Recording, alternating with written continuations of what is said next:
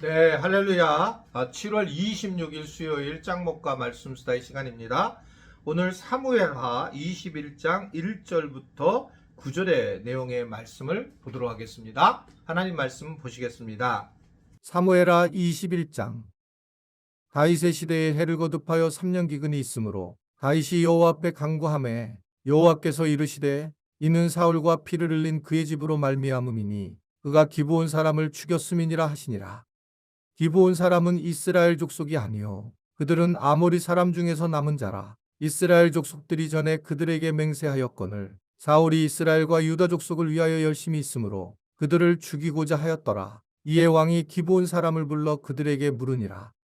다윗이 그들에게 묻되 내가 너희를 위하여 어떻게 하랴? 내가 어떻게 속죄하여야 너희가 여호와의 기업을 위하여 복을 빌겠느냐 하니 기브온 사람이 그에게 대답하되 사울과 그의 집과 우리 사이의 문제는 은금에 있지 아니하오며 이스라엘 가운데에서 사람을 죽이는 문제도 우리에게 있지 아니하니이다 하니라. 왕이 이르되 너희가 말하는 대로 시행하리라. 그들이 왕께 아뢰되 우리를 학살하였고 또 우리를 멸하여 이스라엘 영토 내에 머물지 못하게 하려고 모해한 사람의 자손 7사람을 우리에게 내주소서. 여호와께서 택하신 사울의 골 기브아에서 우리가 그들을 여호와 앞에서 목매어 달겠나이다 하니 왕이 이르되 내가 내주리라 하니라.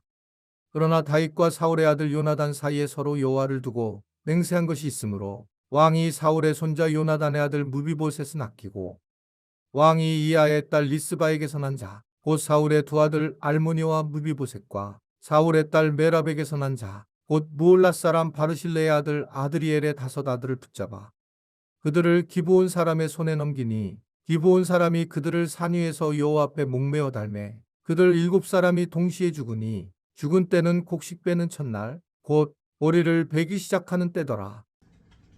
다윗이 그 통치 기간에 3년 동안 이제 기근이 있게 됩니다. 그때 다윗은 이제 뭘 알게 됐냐면, 이 어려운 일을 당한 것은 사울 때의 기브온 사람을 무참히 죽인 것임을 깨닫게 되었습니다. 그래서 그 기브온 사람들을 불러다가 원하는 것을 묻고 그들의 요구에 따라서 사울의 우선 7명을 내주어서 처형을 하는 그런 장면이 오늘 본문에 나와 있습니다. 참 많은 것을 생각하는 본문인데요. 일단 하나님은 과거 역사에 잘못된 것을 그냥 지나치지 않는다는 것입니다. 그래서 이제 우리가 이 지금 일본이라든지 이게 또 뭐 일본이죠. 일본의 여러 가지 일제 36년을 갖다가 지난 것들에 대한 이 과거를 그냥 넘어가는 것은 안 됩니다. 이 부분은 특히 나라와 나라끼리는 이 부분에 대해서 자세가 매우 중요하고 특별히 이제 사과를 하고 배상을 하는 부분에서는 가해자가 이렇게 화를 내거나 가해자가 공격적으로 그렇게 요구해서는 안 된다고 보여져요. 우리나라가 이제 그만이면 됐다.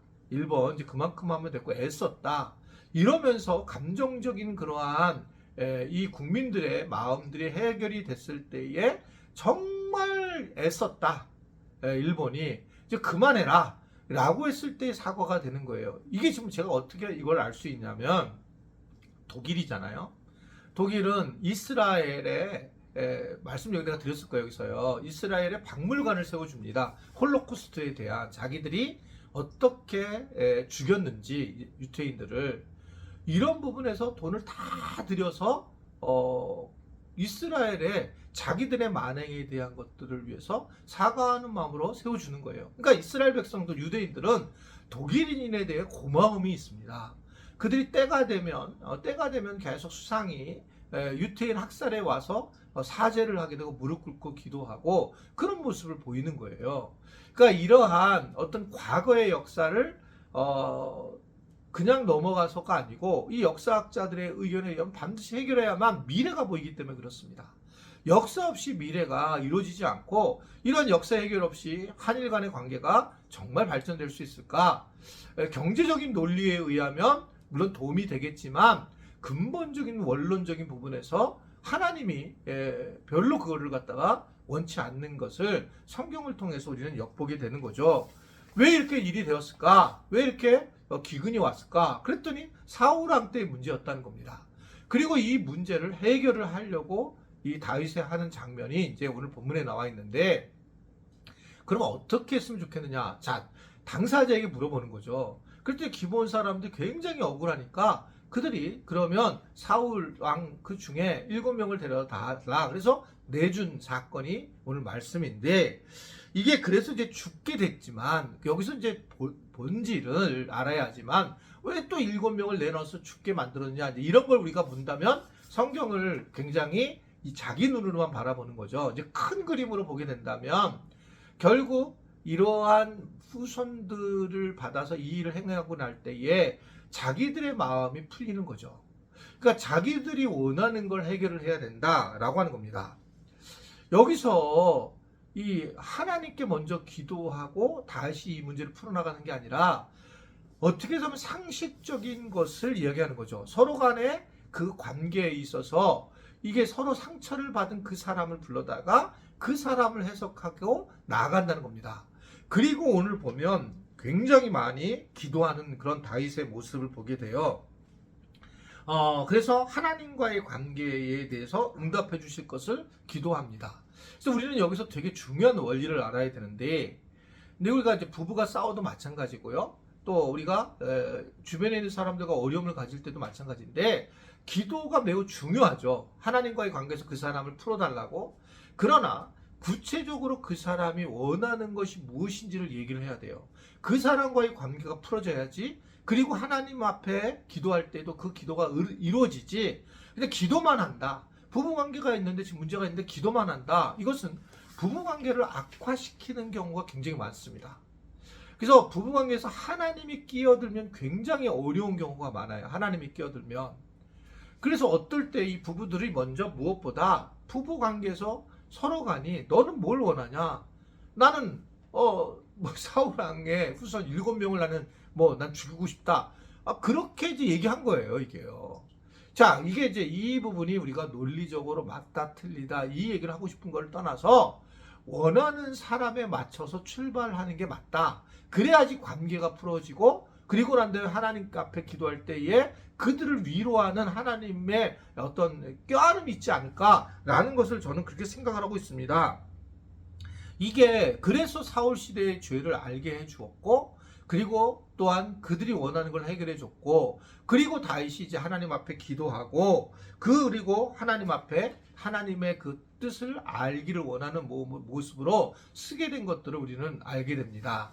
이 부분은 참 지혜롭게 하셔야 돼요. 저도 예전에는 그냥 하나님께만 기도하면 된다고 생각했는데, 이 부부사랑학교를 하고 많은 사람들을 만나면서 목회를 하면서 이게 거의 동시적으로 이루어져야 되고, 그리고 사람에게 상처를 줬으면 사람에게 해결을 해야지 하나님 앞에 하는 것은 되게 어렵다는 겁니다. 기억나세요? 미랑이라고 하는 거기서도 자기 아들을 죽인 사람이 굉장히 믿음이 좋았잖아요. 그래서 시내에게 그런 얘기를 하잖아요. 나는 하나님이 용서를 했다. 그래서 얼굴이 기름기가 나고 진짜 용서를 받은 거예요, 하나님 앞에. 그 미랑 영화 보신 거 알죠? 근데 어떻게 됩니까? 이 가수 시내는 거의 분노를 하고, 내가 용서를 했는데 왜 하나님이 용서를 하겠는가 라는 것을 얘기를 해요. 신내, 믿을 신자 사랑의 자인데 굉장히 많은 의미를 주는 겁니다. 오늘 이 다윗의 이야기가 흡사한 거예요. 사람에게 상처를 주면 사람에게 우리가 사과를 해야 돼요. 그리고 하나님께 기도를 하는 것이 맞다. 오늘 여러분들이 만약에 누군가에게 그런 마음이 있었다면 그분에게 좀 사과를 하고, 그리고 하나님 그 사과를 좀 그분이 좀 받아들였으면 좋겠다. 배우자일 수도 있고 자녀일 수도 있고 부모일 수도 있고, 또는 같은 지체들일 수도 있는데 친구일 수도 있고 가족 어떻든 일 수도 있는데, 그런 부분에서 내가 사람에게 하는 것이 되게 하나님이 좋아하시는구나, 그리고 이 문제를 해결하는 키구나라는 걸 알고 그러한 하루가 될 수 있게 되기를 간절히 바랍니다. 화이팅! 힘내세요.